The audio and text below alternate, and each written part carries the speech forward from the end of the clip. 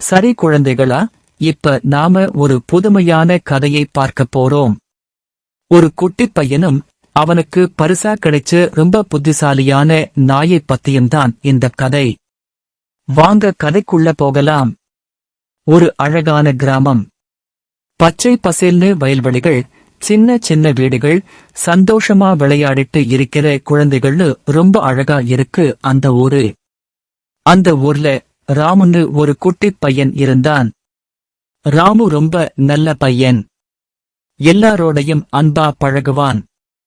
ஆனா அந்த ஊர்ல சில குறும்புக்கார பசங்க ராமுவை அடிக்கடி தொல்லை பண்ணுவாங்க. அவனோட புத்தகங்களை ஒளிச்சு வைப்பாங்க, இல்லன்னா விளையாடும் போது கல்லெடுத்து அடிப்பாங்க. ராமு ரொம்ப வருத்தப்படுவான்.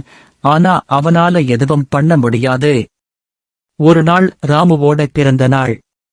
அவனோட அப்பா அம்மா அவனுக்கு ஒரு சூப்பரான பரிசு வாங்கிட்டு வந்தாங்க. அது என்ன தெரியுமா? ஒரு பொம்மை நாய். ஆனா அது சாதாரண பொம்மை நாய் இல்ல, அது ஒரு செயற்கை நுண்ணறிவுள்ள நாய். அதாவது அது நம்மள மாதிரி யோசிச்சு பேசும், நம்ம சொல்றதெல்லாம் கேட்கும். ராமுவுக்கு அந்த நாயை பார்த்ததும் ரொம்ப சந்தோஷமாயிடுச்சு. அவன் அந்த நாய்க்கு நண்பன் என்று பேர் வச்சான். நண்பன் ரொம்ப புத்திசாலியான நாய் இல்லையா?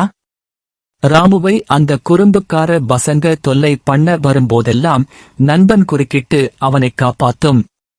ஒரு தடவை ராமு மரத்தடியில உட்கார்ந்து படிச்சிட்டு இருந்தான். அப்போ அந்த குறும்புக்கார பசங்க வந்து அவனோட புத்தகத்தை புடுங்கிட்டு ஓட பார்த்தாங்க. உடனே நண்பன் வேகமா ஓடிப்போய் அவங்க கால்ல லைட்டா கடிச்சு புத்தகத்தை வாங்கிட்டு வந்து ராமு கிட்ட கொடுத்திடுச்சு. அந்த பசங்க பயந்து ஓடிட்டாங்க. ராமுவுக்கு நண்பனை நினைச்சு ரொம்ப பெருமையா இருந்தது. இப்படி ராமுவும் நண்பனும் ரொம்ப நெருங்கிய நண்பர்களா ஆயிட்டாங்க. 2 பேரும் சேர்ந்து விளையாடுவாங்க, ஊர் சுத்துவாங்க. ராமு தன்னோட எல்லா கஷ்ட நஷ்டத்தையும் நண்பன் கிட்ட சொல்லுவான். நண்பனும் அவனுக்கு நல்ல அறிவுரைகள் சொல்லும். ராமுவுக்கு நண்பன் ஒரு பெரிய பலமா இருந்தான்.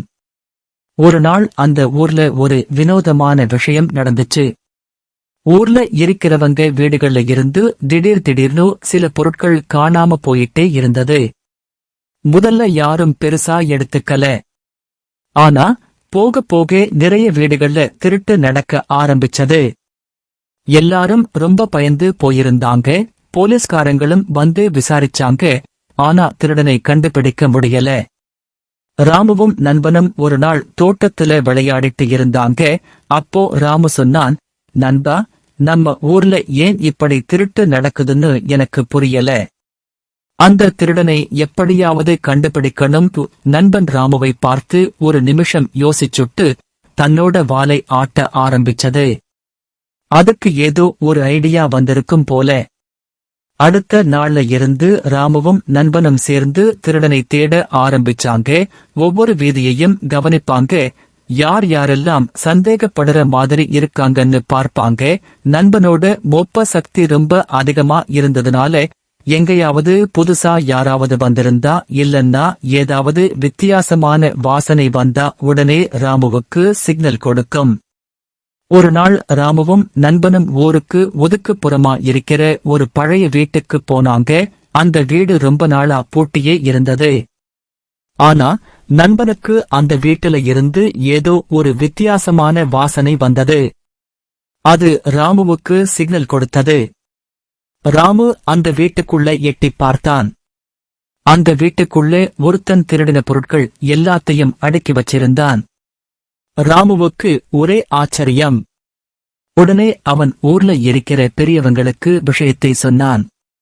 அவங்க எல்லாரும் சேர்ந்து அந்த வீட்டுக்கு போய் திருடனை பிடிச்சு போலீஸ்ல ஒப்படைச்சாங்க. அந்த திருடன் யாருன்னு தெரிஞ்சதும் ஊர் மக்கள் எல்லாருக்கும் ஒரே ஆச்சரியம். ஏன்னா அவன் அந்த ஊர்லயே ரொம்ப நல்லவன்னு எல்லாரும் நினைச்சிட்டு இருந்த ஒருத்தன். ஆனா அவன்தான் திருட்டு வேலை பண்ணிட்டு இருந்தான். ராமுவும் நண்பனும் சேர்ந்து கண்டுபிடிச்சதுனால ஊர் மக்கள் எல்லாருக்கும் ரொம்ப சந்தோஷம். அதுக்கப்புறம் ராமுவும் நண்பனும் ஊர்ல ஹீரோ மாதிரி ஆயிட்டாங்க. எல்லாரும் அவங்கள பாராட்டுனாங்க. ராமுவுக்கு ரொம்ப சந்தோஷமா இருந்தது. அவனுக்கு ஒரு நல்ல நண்பன் கிடைச்சதுல அவன் ரொம்ப பெருமைப்பட்டான். நண்பனும் ராமுவோட பக்கத்துலயே இருந்து அவனை சந்தோஷப்படுத்திக்கிட்டே இருந்தது. இந்த கதையில இருந்து நாம என்ன தெரிஞ்சுக்கிறோம் குழந்தைகளா? உண்மையான நட்பு ரொம்ப முக்கியம்.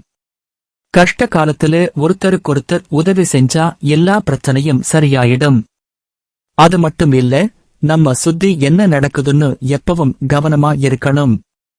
யாரையும் சீக்கிரமா நம்பிடக்கூடாது. எப்படி இருந்துச்சு கதை? நல்லா இருந்துச்சு இல்லையா? இதே மாதிரி இன்னும் நிறைய கதைகளோடு உங்களை நான் சீக்கிரமே வந்து பார்க்கிறேன். அதுவரைக்கும் எல்லாரும் சந்தோஷமா இருங்க. பாய் பாய்.